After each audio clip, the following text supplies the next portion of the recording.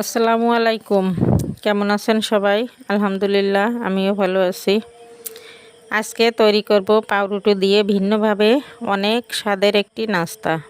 তার জন্য প্রথমে আমি 25 টাকা দিয়ে একটা রুটি এনে রুটির চতুর্পাশ একটা ছুরির সাহায্যে লাল অংশটুকু কেটে ফেলব।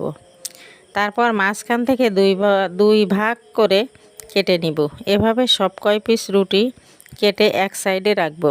এরপর একটা বাটিতে 3টি মুরগির ডিম ফেটিয়ে নিয়ে 100 গ্রাম চিনি দিব।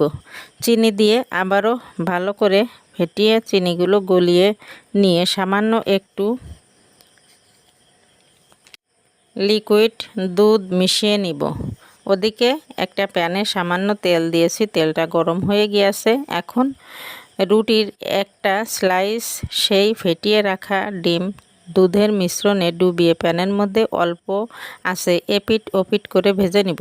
তারপর আমি 10 টাকা দামের একটা প্যাকেট নিয়েছি ডেকোরেশন করার জন্য, উপরে ছিটিয়ে দিব। ফাইনালি হয়ে গেল আমার নাস্তা। আজকে এখানেই বিদায় নেব। দেখা হবে অন্য কোনো ভিডিওর সঙ্গে। আল্লাহ হাফেজ।